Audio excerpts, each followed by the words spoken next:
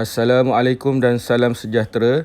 Saya Muhammad Saufi bin Razman bersama rakan Encik Arif Azmi bin Azizan dan Encik Mat Saiful bin Zainul akan membentangkan tugasan ketiga kami, iaitu bertajuk Cardiovascular Capacity dalam anaerobik.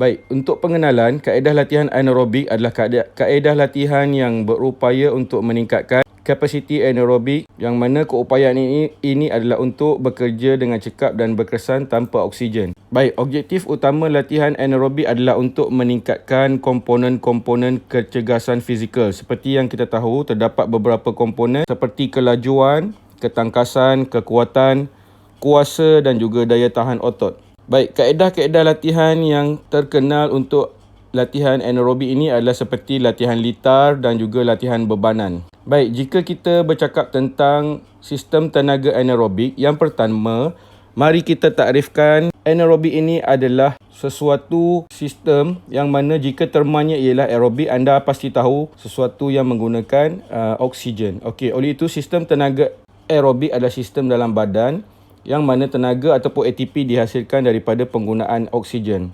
Baik, lawannya pula adalah anaerobik yang didefinisikan sebagai tanpa oksigen. Oleh itu, sistem tenaga anaerobik adalah sistem dalam badan di mana tenaga ataupun ATP dihasilkan daripada sumber-sumber tidak oksida. Daripada takrifan yang sebelum ini, kedua sistem tenaga ini adalah saling berasingan. Okey, yang mana salah satu sahaja yang aktif pada satu masa. Pada satu-satu masa itu ada satu sahaja yang aktif. Okey. Penyelidik mempercayai bahawa tiada oksigen digunakan dalam menghasilkan ATP semasa latihan anaerobik. Bagaimanapun, kajian terkini menunjukkan bahawa walaupun semasa acara yang melibatkan banyak penggunaan tenaga anaerobik, sistem aerobik ataupun sistem yang menggunakan oksigen juga diaktifkan dalam kuantiti yang kecil. Dengan itu adalah penting untuk mengetahui apa yang menentukan keupayaan badan untuk melakukan aktiviti dengan atau tanpa oksigen. Baik. Dua penentu utama ialah intensiti dan juga tempoh latihan. Jika dilihat dalam jadual yang saya sertakan di slide PowerPoint ini, kita akan lihat sistem anaerobik yang mana nilai untuk tempoh setiap sistem tenaga. Pastinya anda semua tahu jika kita contoh berada di satu trek dan memulakan larian dengan sangat pantas, untuk beberapa saat yang pertama, kita akan berasa seperti mahu meletup ataupun eksplosif. Tetapi hanya untuk 3 hingga ke 10 saat yang pertama. Perasaan ini akan menghilang dan kita akan memperlahankan larian sedikit demi sedikit. Selepas itu, lebih kurang 15 hingga ke 20 saat berlari, otot akan mula rasa seperti terbakar, burning, dan anda akan memperlahankan larian sedikit demi sedikit ataupun akan terus merasa letih dan terus memperlahankan lari-lari anak dan kemudiannya berhenti. Baik, dalam jadual yang telah disertakan di dalam slide PowerPoint ini, jika dilihat dengan lebih teliti, kita akan menyedari bahawa di sini bukan sahaja disenaraikan perbezaan antara aerobik dan sistem anaerobik, tetapi terdapat juga dua jenis sistem anaerobik, iaitu ATP, PC dan glikolitik. Okey, terdapat perbezaan antara keduanya yang saya akan terangkan, yang mana sistem ATP PC dipanggil sedemikian kerana peruntukan tenaga pada intensiti yang tinggi adalah bergantung hanya kepada simpanan ATP yang sedia ada di dalam otot dan juga keupayaan otot terhadap jumlah fosfokreatin ataupun PC yang sedikit untuk menghasilkan adenosina trifosfat yang kita kenali sebagai ATP bagi menggantikan ATP yang telah digunakan. Oleh itu, latihan yang dijalankan, simpanan ATP dan juga PC akan berkurangan. Maka badan kita perlu untuk memperlahankan larian ataupun gerakan yang kita buat sewaktu kita menjalankan latihan. Baik, di dalam carta tersebut juga, sistem badan hanya mempunyai keupayaan yang terhad untuk menjana ATP apabila tenaga berada di puncak sistem, seperti penanda 1 saat, dan sistem hanya mempunyai keupayaan 30 saat. Bagaimanapun, kadar bagi penjanaan ATP adalah paling pantas berbanding 3 yang lain, dan sebab itulah mengapa sistem ini begitu penting untuk latihan berintensiti tinggi. Apabila kita menggunakan sistem tenaga anaerobik daripada kelas ATP dan PC, kita boleh menjana lebih banyak tenaga Sebagai contoh, dalam tempoh masa yang pendek, seorang pelari pecut 100 meter, dia akan menggunakan domain tenaga ini iaitu ATP dan juga fosfokreatin. Manakala sistem tenaga anaerobik glikolitik pula memperuntukkan tenaga daripada sistem yang bergantung kepada glikogen otot, yang mana adalah daripada simpanan karbohidrat yang terdapat dalam badan. Seperti yang kita lihat dalam carta, sistem glikolitik menyediakan ATP untuk menjana kuasa lebih panjang daripada sistem ATP-PC. Tetapi keupayaannya untuk mengekalkan latihan berintensiti tinggi juga terhad, di mana jumlah kapasiti sistem ini adalah 2 minit. Sebagai kesimpulannya, untuk menjana sistem tenaga latihan berintensiti tinggi, sistem tenaga anaerobik akan menggunakan simpanan ATP terlebih dahulu, kemudian PC iaitu fosfokreatin dan seterusnya glikogen otot, dengan melihat pada pelbagai substrat yang digunakan semasa gerak kerja anaerobik. Baik, perkara yang menarik mengenai latihan anaerobik adalah walaupun lemak dibakar dalam kuantiti yang sedikit sewaktu latihan, kerana pada masa yang dilakukan latihan tersebut adalah singkat, setidak-tidaknya terdapat juga lemak yang akan terbakar di waktu masa pemulihan dan juga sewaktu latihan yang dilakukan. Oleh itu, dengan melakukan latihan efektif dalam sistem anaerobik melalui gerak kerja yang berselang, kita akan tetap berjaya menghilangkan sejumlah besar lemak dalam badan. Ujian bagi kapasiti anaerobik ini akan diteruskan dengan penerangan daripada rakan-rakan saya. Assalamualaikum warahmatullahi wabarakatuh dan salam sejahtera. Terima kasih kepada rakan saya Sofi. Saya Mak Saiful Mezanul akan membentangkan tentang 3 ujian makmal sistem anaerobik. Yang pertama, ujian treadmill Bruce Protocol. Ujian ini direka oleh ahli kardiologi Robert A. Bruce. Ujian ini digunakan untuk menganggarkan daya tahan kecergasan keseluruhan atlet serta menganggarkan pengambilan oksigen secara maksimum, iaitu VO2 max. Ujian VO2 max ini dia merujuk kepada jumlah maksimum oksigen seseorang yang boleh diambil dan digunakan semasa latihan secara maksimum. Ujian ini dia secara langsung menganggarkan VO2 max menggunakan formula dan juga keupayaan atlet untuk bersenam. Kaedah lain adalah lebih rumit dan memerlukan pengumpulan langsung serta pengukuran isi padu oksigen dan kepekatan oksigen udara. Ujian latihan maksimum sehingga keletihan berdasarkan kelajuan dan juga kecondongan treadmill meningkat setiap 3 minit. Panjang masa di treadmill adalah skor ujian dan boleh digunakan untuk menganggarkan nilai maksimum VO2, kadar jemputan jantung, tekanan darah dan penerapan tenaga dikumpulkan. Untuk ujian ini perlu pengawasan, iaitu daripada doktor dan juga pakar bidang yang berkaitan lah.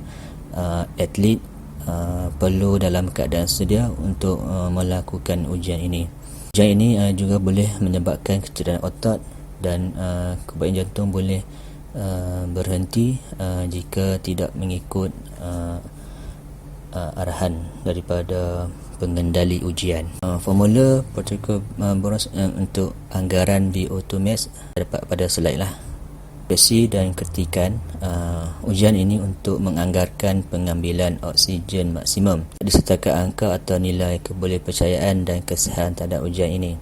Perlu mendapat nasihat daripada pakar dan doktor untuk menjalankan ujian ini. Pada otak dan juga gangguan pada jantung boleh berlaku jika tidak mengikut arahan yang diberikan. Ujian ini juga memerlukan peralatan dan juga pengumpulan data yang lebih rumit dan canggih berdasarkan masa pada treadmill. Hanya seorang saja yang boleh dilakukan ujian dalam satu semasa kerana bergantung pada alat ini sahaja. Okey, untuk ujian makmal yang kedua iaitu ujian Wingate. Okey, ujian Wingate ini ialah untuk mengukur kapasiti anaerobik dan juga mengukur output kuasa anaerobik. Kapan yang diperlukan adalah makmal ataupun bilik ujian, kemudian basikal ergometer, komputer dan perisian yang berkaitan, penimbang berat, lembaran keputusan prestasi dan juga jam randi.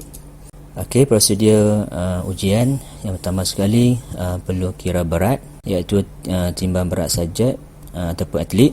Kemudian ketinggian tempat duduk dan palang pemegang basikal, ergometer dilaraskan mengikut keselesaan atlet. Kemudian prosedur yang kedua iaitu beban ujian, iaitu dalam kilogram. Beban adalah sebanyak 7.5% dari berat subjek. Okey, contohnya seperti yang ditunjukkan dalam slide lah. Kemudian prosedur yang ketiga iaitu memanaskan badan. Okey, untuk permulaan ujian ni atlet perlu mengayuh selama 3 hingga 4 minit. Kemudian 5 saat sebelum tamat peringkat memanaskan badan ni, peserta ataupun atlet diingatkan supaya bersedia melakukan ujian ringgit. Dan memulakan ujian, pentadbir ujian perlu mengira 3, 2, 1 dan go. Atlet perlu mengayuh basikal ergometer pada kelajuan yang maksimum lah. Kemudian atlet terus mengayuh selaju dan sekuat yang mungkin selama 30 saat.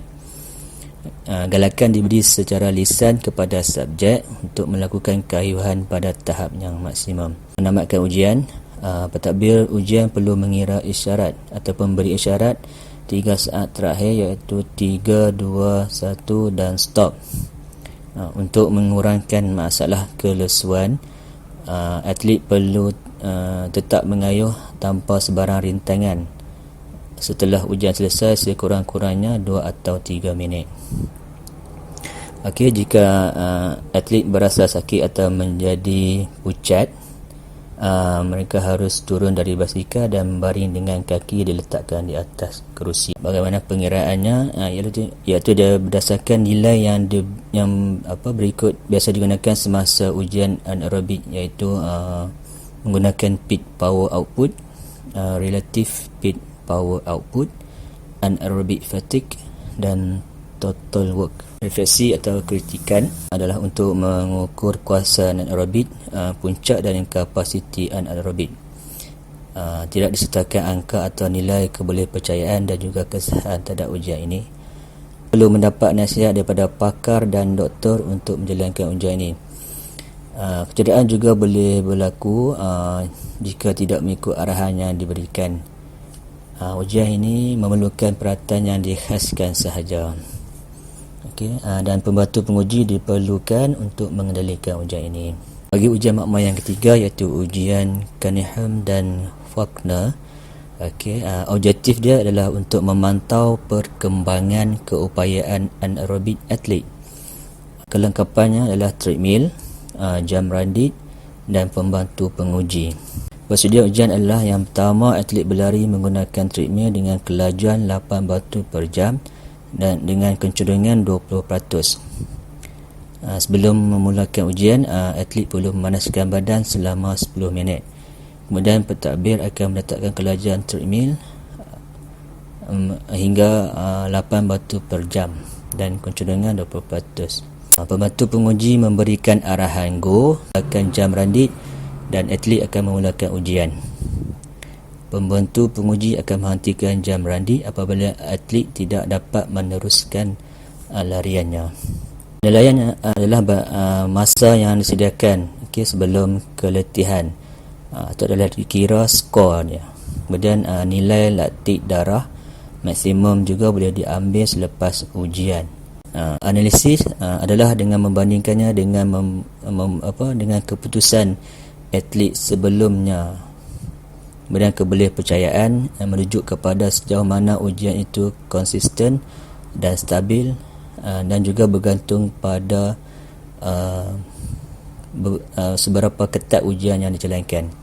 Kesahihan adalah merujuk kepada sejauh mana ujian untuk mengukur apa yang hendak diukur, dan sejauh mana kesimpulan berdasarkan keputusan yang diperoleh. Refleksi dan kritikan ujian ini untuk memantau perkembangan keupayaan anaerobik atlet. Nilai kebolehpercayaan adalah merujuk kepada sejauh mana ujian itu konsisten dan stabil. Kesahihan pula merujuk kepada sejauh mana ujian itu ukur apa yang hendak diukur. Ujian ini juga perlu dipantau oleh pakar dan doktor yang bertauliah, dan kemudian kecederaan pada otak dan gangguan pada jantung juga boleh berlaku jika tidak mengikut arahan yang diberikan. Ujian ini juga memerlukan peralatan yang dihaskan sahaja. Jadi sekian sahaja untuk pembentangan 3 ujian makmal bagi sistem anaerobik. Kemudian saya serahkan kepada rakan saya untuk membentangkan 3 ujian lapangan. Sekian, terima kasih. Bismillahirrahmanirrahim. Assalamualaikum dan salam sejahtera. Terima kasih diucapkan kepada rakan sekumpulan saya, iaitu Cikgu Sofi Razman dan juga Cikgu Saiful, atas pembentangan sebentar tadi. Saya akan meneruskan pembentangan bagi ujian lapangan. Kita pergi kepada yang pertama. Ujian pemulihan sekejap-sekejap yoyo bertujuan menilai kebolehan individu untuk melakukan jeda secara berulang-ulang untuk jangka masa panjang. Ujian ini juga untuk mengukur tahap kecergasan kardiovaskular individu dengan mendapatkan jarak larian. Seterusnya, keperluan untuk melaksanakan ataupun bahan ataupun alatan untuk melaksanakan ujian ini ialah pita audio isyarat bunyi, pemain audio, borang rekod, kon atau penanda, pita pengukur dan juga pembantu untuk membuat catatan. Prosedur ujian untuk yoyo ini adalah setiap peserta berdiri di belakang garisan permulaan dan mempunyai seorang pembantu iaitu pencatat untuk merekodkan setiap tahap yang dilalui. Peserta dikehendaki berlari ulang-alik sejauh 20 meter mengikut isyarat blip yang dibunyikan dari pita audio. Apabila peserta selesai berlari ulang-alik 20 meter, terdapat waktu rehat aktif selama 10 saat di mana peserta perlu berjalan atau berjoging ulang-alik 5 meter, iaitu 2 kali lah. Okey, peserta akan kembali ke garisan permulaan untuk larian ulang-alik 20 meter dan juga rehat aktif ulang-alik 5 meter secara berulang-ulang sehingga ke tahap kelesuan. Jika peserta sampai ke satu tahap ujung sebelum isyarat blip berbunyi, maka peserta hendaklah berdiri di belakang garisan sehingga isyarat berbunyi. Antara isyarat blip akan berkurangan bagi setiap tahap. Oleh itu, kelajuan larian hendaklah ditingkatkan. Semakin tinggi tahap, semakin cepat blip tu akan bunyi.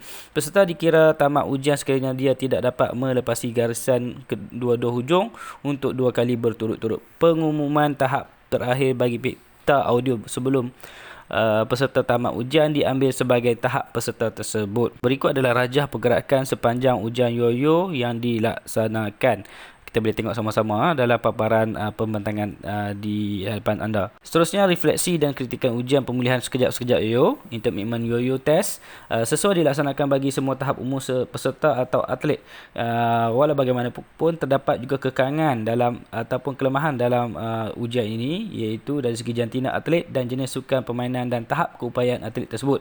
Ujian yoyo ini dapat menilai tahap kecergasan fizikal dalam sukan-sukan lain seperti sukan berbentuk rekreasi dan aktif dan subjek yang tidak aktif. Keputusan ujian berkemungkinan dapat digunakan oleh pengamalnya, jurulatih dan atlet untuk membuat penilaian terhadap ujian sekejap-sekejap atau memantau kesan latihan daripada ujian tersebut. Seterusnya, kita akan masuk ke ujian pemulihan sekejap-sekejap JAM, Intermittent Jam Test. Bertujuan menilai kebolehan individu untuk melakukan jeda secara berulang-ulang untuk jangka masa panjang dan mengukur tahap kecergasan kardiovaskular individu dengan mendapatkan jarak larian. Semua pergerakan dalam ujian ini adalah berdasarkan bunyi bip yang dimainkan. Peralatan atau bahan yang diperlukan untuk ujian ini adalah pita audio isyarat bunyi, pemain audio, borang rekod, kon atau penanda, pita pengukur dan pembantu untuk membuat catatan. Prosedur ujian, kon atau penanda akan diletakkan dalam jarak yang berbeza dalam bentuk segitiga. Ujian ini melibatkan siri berjalan, berjoging, berlari serta secara ulang-alik dalam lintas segitiga yang telah disediakan. Lebih kurang pada setiap 2 minit, ujian ini akan diselang-seli dengan larian pecut dalam jarak lebih kurang 12 meter. Ujian ini dilaksanakan secara berterusan dalam lintas segitiga dan peserta perlu sampai ke satu hujung sebelum isyarat audio berbunyi. Masa antara isyarat audio akan berkurangan pada setiap tahap. Oleh itu, kelajuan larian hendaklah ditingkatkan di mana peserta perlu berlari sehingga ke tahap kelesuan. Pencapaian adalah masa yang diambil untuk melakukan ujian audio ini. Okey, gambar yang kecil di bawah itu adalah draft ataupun gambaran bagaimana lapangan untuk ujian. Seleksi dan kritikan bagi ujian JAM ini mengukur dan menilai tahap keupayaan kecergasan sekejap-sekejap dalam kalangan ahli pasukan sesebuah pasukan atau permainan. Boleh menguji dan melihat keupayaan atlet dalam jangka masa tertentu bagi menilai tahap kecergasan. Awal kewujudan ujian ini adalah dihaskan untuk menguji para pemain rugby dan pengadil rugby. Namun, ujian ini dilihat mampu dikembangkan dan diguna pakai kepada mana-mana atlet daripada pelbagai jenis sukan yang bersesuaian. Maka ujian ini diperkembangkan dan diperkenalkan secara luas. Susunan kon atau penanda boleh dipelbagaikan bagi meningkatkan tahap kesusahan dan kesukaran untuk memberikan data dan maklumat yang lebih baik dalam membuat penilaian akhir ujian. Kelebihan ujian ini adalah kumpulan sukan yang lebih besar boleh digunakan dalam kalangan kumpulan yang lebih besar seperti pasukan rugby dan bola sepak. Manakala kelemahan ujian ini, tahap latihan ni yang motivasi dapat mempengaruhi skor yang diperoleh pada masa yang sama, mempengaruhi skor apabila peserta atau atlet tidak dapat mengikuti ujian dengan baik. Ujian perlu dilaksanakan di kawasan luar yang lapang. Faktor persetiaan lapangan juga mempengaruhi keputusan yang diperolehi. Itu adalah kelemahan bagi ujian JAM. Ujian pecut anaerobik running base anaerobic sprint test RUST bertujuan untuk mengukur masa dan indeks kelesuan bagi atlet atau ahli sukan. Untuk melaksanakan ujian ini perlu dilaksanakan di trek 400 meter, terdapat 4 kon dan juga 4 jam randik. Prosedur ujian, pembantu pertama merekod berat atlet. Atlet akan melakukan pemanasan badan selama 10 minit. Pembantu akan menanda 35 meter dengan menggunakan kon. Setiap pembantu mestilah mempunyai jam randik. Atlet hendaklah melengkapkan 6 kali 35 meter larian maksimum dengan rehat 15 saat setiap larian.